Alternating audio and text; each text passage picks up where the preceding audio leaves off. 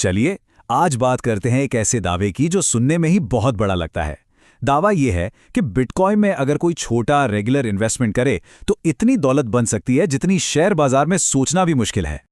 तो चलिए सीधे मुद्दे पर आते हैं और उस दावे से शुरू करते हैं जो सच होने के लिए थोड़ा ज़्यादा ही अच्छा लगता है। क्या सच में सिर्फ 500 रुपये महीना लगाकर कोई करोड़पति बन सकता है? आइए पता करते हैं। जरा इन आंकड़ों पर नजर डालिए। 20 साल तक हर महीने 500 रुपए की एसआईपी अगर इंडेक्स फंड में की जाए तो बनते हैं 6.5 लाख रुपए, और अगर यही बिटकॉइन में किया जाए तो बनते हैं 30 करोड़ रुपए। हाँ, आपने सही सुना, ये फर्क बहुत बहुत बड़ा है। अब जाहिर है मन में यही सवाल आएगा कि भाई ये मुमकिन भी कैसे है, इतना जमीन आसमान का फर्क कैसे आ सकता है। चलिए इन नंबरों के पीछे की कहानी को समझते हैं।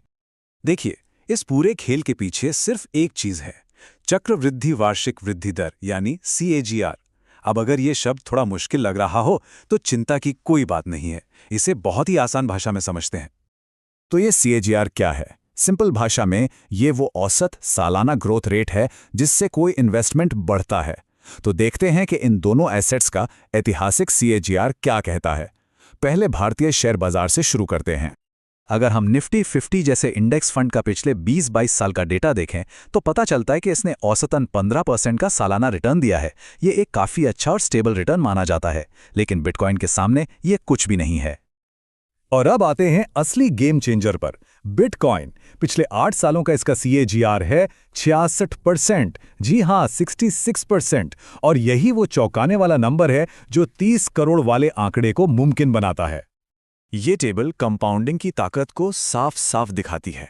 देखिए, 15 साल में ही जहां इंडेक्स फंड से 3 लाख रुपए बनते हैं, वहीं बिटकॉइन 2.5 करोड़ तक पहुंच जाता है, और 20 साल में तो खेल ही बदल जाता है।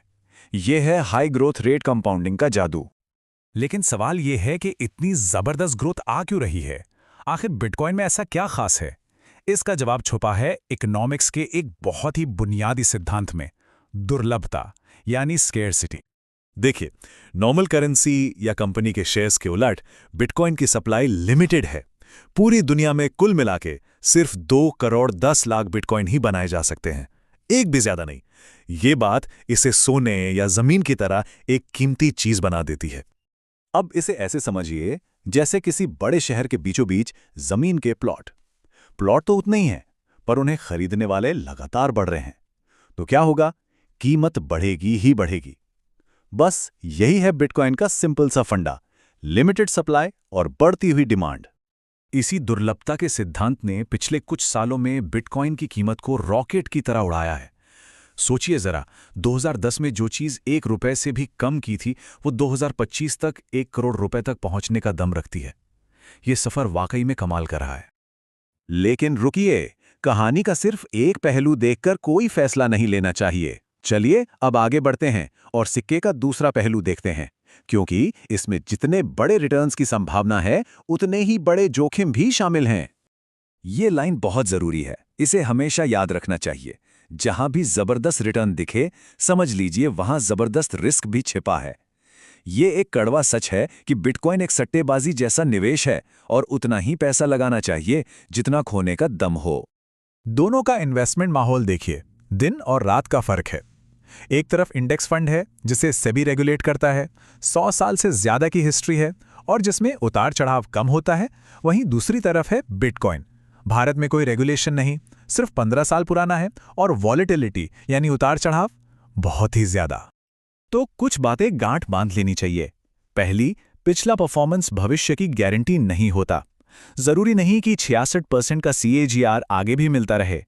कीमत में बहुत ज्यादा उतार चढ़ाव होता है, इसलिए लंबे समय का धैर्य चाहिए। और हां, ये शॉर्ट टर्म गोल्स के लिए तो बिल्कुल भी सही नहीं है।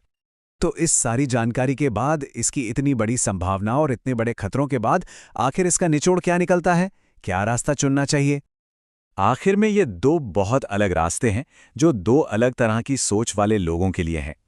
अगर किसी को सुरक्षित, धीरे धीरे और स्टेबल तरीके से पैसा बनाना है तो इंडेक्स फंड एक अच्छा विकल्प है। लेकिन अगर कोई बहुत ज्यादा जोखिम लेने को तैयार है तो बिटकॉइन जिंदगी बदल देने वाले रिटर्न की संभावना देता है। एक और दिलचस्प बात देखिए, अमेरिका में लगभग 40% आबादी क्रिप्टो में आ चुकी है, जबकि भारत में यह आंकड़ा सिर्फ 2% के आसपास है। इसका मतलब ये भी हो सकता है कि भारत में ये अभी बहुत शुरुआती दौर में है और जो जल्दी आएगा उसे शायद बड़ा फायदा हो। तो आखिर में ये सवाल हमारे सामने खड़ा होता है कि इस जबरदस्त उतार चढ़ाव को कैसे देखा जाए। क्या ये एक खामी है जिससे दूर रहना चाहिए, या फिर ये वो कीमत है जो शायद जिंदगी बदल देने वाले रिटर्न्स के लिए चुकानी पड़ती है? इसका जवाब हर किसी के लिए अलग होगा।